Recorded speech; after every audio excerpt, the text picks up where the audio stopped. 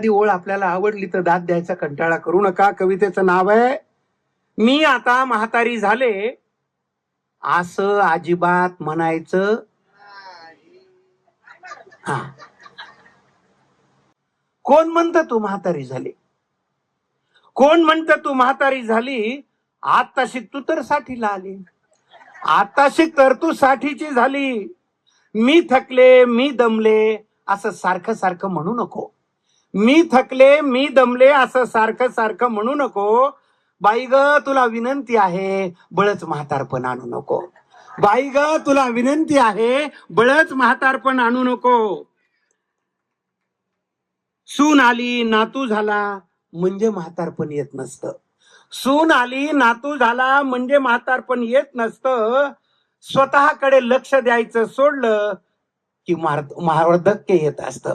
स्वतःकडे लक्ष द्यायचं सोडलं की वार्धक्य येत असतं. डाय कर नको कर हा तुझा व्यक्तिगत प्रश्न आहे. डाय कर नको करू हा तुझा व्यक्तिगत प्रश्न आहे. नीट नेटकं टापटीप राहा एवढंच आमचं म्हणणं आहे.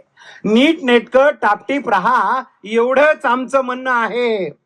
बैलाला झुली घातल्यासारखे गबाळे ड्रेस घालू नको.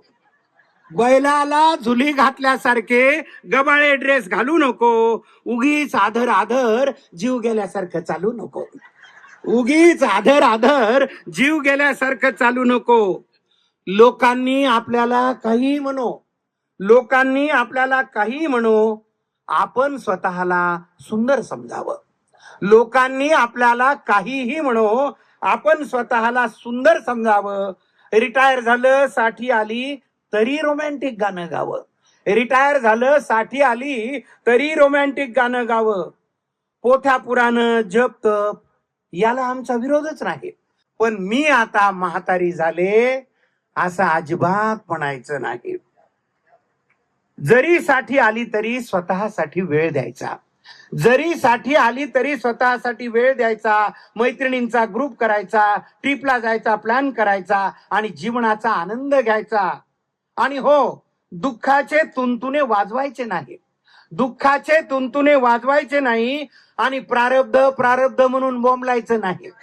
आणि प्रारब्ध प्रारब्ध म्हणून बोंबलायचं नाही. घराच्या बाहेर पडायचं, मोकळा श्वास घ्यायचा आणि हिरवागार निसर्ग पाहून धुंद होऊन मारवा गायचा. हिरवागार निसर्ग पाहून धुंद होऊन मारवा गायचा. फिट राहण्यासाठी सगळं करायचं. फिट राहण्यासाठी सगळं करायचं. हलकासा व्यायाम, योगा, थोडा morning walk, facial, massage, steam bath सगळं सगळं करायचं. सगळं सगळं करायचं. 60व्या वर्षी फॅशन करू नये असं कुणी सांगितलं? 60व्या वर्षी फॅशन करू नये असं कुणी सांगितलं? Palazzo, one piece, jegging, T shirt सगळं घालायचं. Palazzo, one piece, jegging, T shirt सगळं घालायचं. आणि गळम्यासारखं नाही, मस्त आयटीत चालायचं. आणि गळम्यासारखं नाही, मस्त आयटीत चालायचं. नको बाबा लोक काय म्हणतील. अरे म्हणली का पुन्हा लोक काय म्हणतील? मग ट्रिपला काय नऊवारी लुगडं आणि तिकटा मिठाचा वास येणाऱ्या मेनचट साड्या घालून जाणार का? मग ट्रिपला काय तिकटा मिठाचा वास येणाऱ्या मेनचट साड्या घालून जाणार का? अगं बाई, जगाची फिकीर करायची नाही. हे फक्त माझ्या बायकोला म्हणणं नाही, सगळ्या भगिनींसाठी. अगं बाई, जगाची फिकीर करायची नाही आणि म्हातारी झाले असं अजिबात म्हणायचं नाही.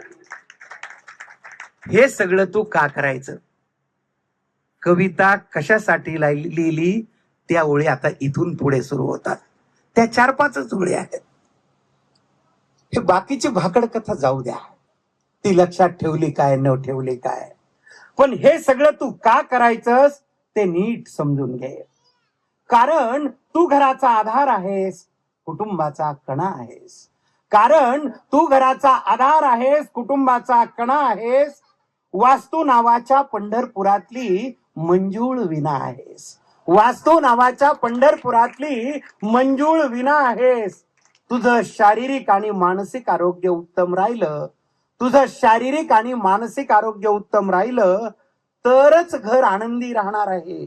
देवघरात दिवा लागून स्वयंपाकघरात अन्नपूर्णा येणार आहे.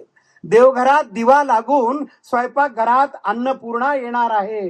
घराघरात संस्काराचा सडा आणि चैतन्याचा झरा वाहण्यासाठी, घराघरात संस्काराचा सडा आणि चैतन्याचा झरा वाहण्यासाठी तुझं मन प्रसन्न असणं खूप गरजेचं आहे. तुझं मन प्रसन्न असणं खूप गरजेचं आहे. खूप खूप धन्यवाद. कविता आवडली असेल तर लाईक करा, शेअर करा, कमेंट्स करा आणि आमच्या हसो आणि आसो या चॅनलला सबस्क्राईब करायला विसरू नका.